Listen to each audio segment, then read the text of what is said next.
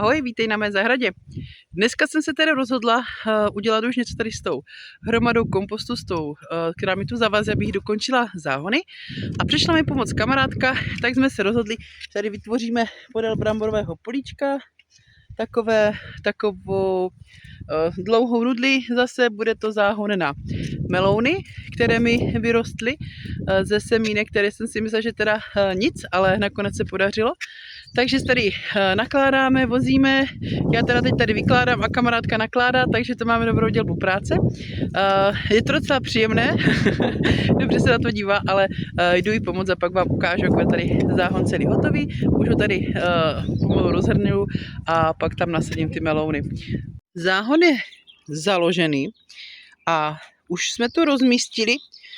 Zatím zkusmo takhle sazeničky, zatím takhle po jednom melounu a půjdeme je tady zahrábnout do země.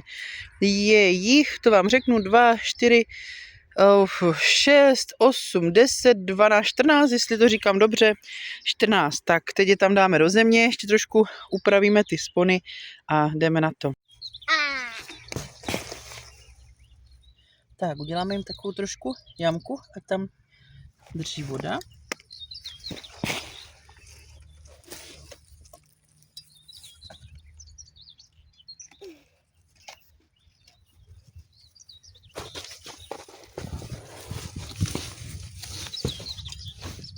Některé jsou větší, některé menší, některé už začínají mít i druhý lístek, vlastně první pravý.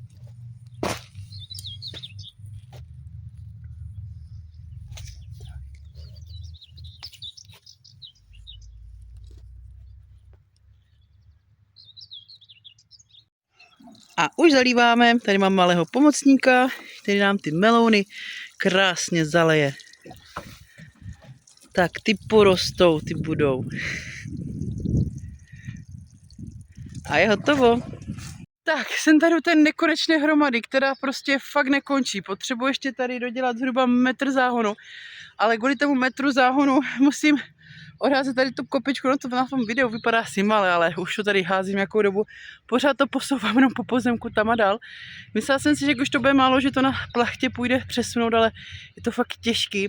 A mám to tady v různých kolečkách, mám to tady na kartonu, mám to tady na té plachtě. A teď se vlastně snažím to, i kdyby tady z té zadní části, trochu přesunout zase do šířky tady kolem záhonu, než tomu pak najdu nějaké umístění toho zbytku, jako takovou zásobárnu, někam se tam dám na hromadu s kompostem a budu na tom tak nějak dál potom pracovat, ale teď se teda snažím už dokončit tady ty 2 záhony, ať je hotovo. Dneska se mi rozšířilo hejno o 4 slepičky, které by už měly začít brzo snášet. Slyšte, že už nedělá jenom pí, pí, pí, jak když tu moje, a začíná už dělat takový jako... No přesně tak. Tak to akorát tady jedna naše bojovnice pruhovaná snaží trošku dělat pořádek mezi něma. Byli napřed několik hodin tady přes plot mezi sebou a jedna je nová, je bílá, 2 jsou tady takové ty modré kouřové, nebo tady tam má i takový, tady se na krku hnědé, a druhá je taková černošedá tady vzadu. Tohle je třetí s takovou chocholkou, tu měli snášet zelené vajíčka, a ještě tady ta bílá s tou chocholkou.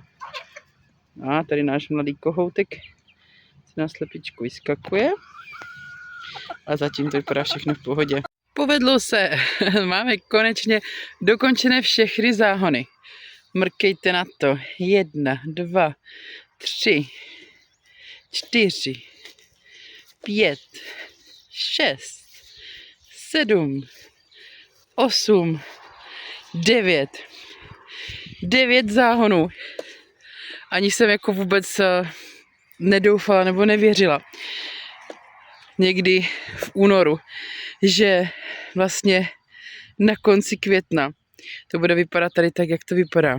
Že to bude 9 osázených záhonů a dole bude políčko s kukuřicí a s bramborama a na boku ještě záhon s melounama, vzadu malenoviště a vzadu ještě záhon na dýně, které mi teda sežrali slimáci a nasadím tam nové, ale vůbec jsem netušila, že ani se snaž nedoufala, že se to tady tak podaří a že tady tak prostě to půjde. I když představy v hlavě jsou, tak jak se začnou přetvářet do reality, tak teprve člověk tomu asi opravdu naplno uvěří a zjistí, že si opravdu plní své sny. Já se pro dnešek loučím. Mějte se krásně a také si plňte své sny, protože není nic lepšího, než když se vám před vámi realizuje to, za čím jdete. Krásné dny a ahoj.